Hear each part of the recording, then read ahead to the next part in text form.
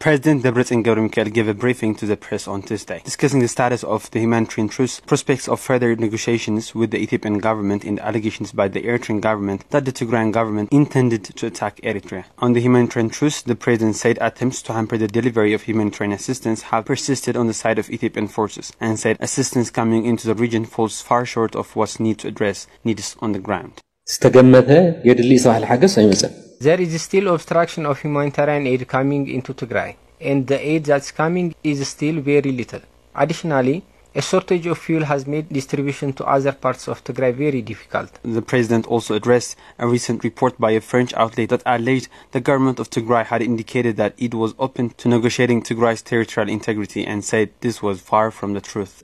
There are claims that we are open to negotiate Western Tigray. This is untrue. If we do not end this siege and liberate all territories of Tigray, if we give up Western Tigray, what are we fighting for? Tigray's territorial integrity is non-negotiable. Vital services remain blocked. They must be restored before any negotiation process can begin. The president also responded to allegations by the Eritrean government that his government intends to attack Eritrea. The president said that there was no such intentions on the part of his government, but emphasized that the withdrawal of Eritrean forces from all parts of Tigray and accountability for war crimes committed by its forces are vital to sustainable peace.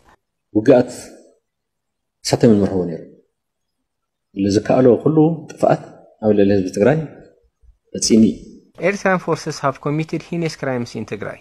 Allegations by the Eritrean government that our forces intend to attack Eritrea are an indication of the mischievous nature of Eritrean government that has so far been leading the war on Tigray. Now, it's blaming our forces for a supposed future attack as it continues to occupy parts of Tigray. Eritrean forces should withdraw from Tigrayan territories. We have no intention to attack Eritrea. We want a liberated Tigray and lifting of the siege, and for the Eritrean government to stop its meddling. The president emphasized that a referendum to allow Tigrayans to decide on the fate of their state, Tigray's territorial integrity, the restoration of basic services, and official recognition of Tigray's armed forces cannot be negotiated in any process.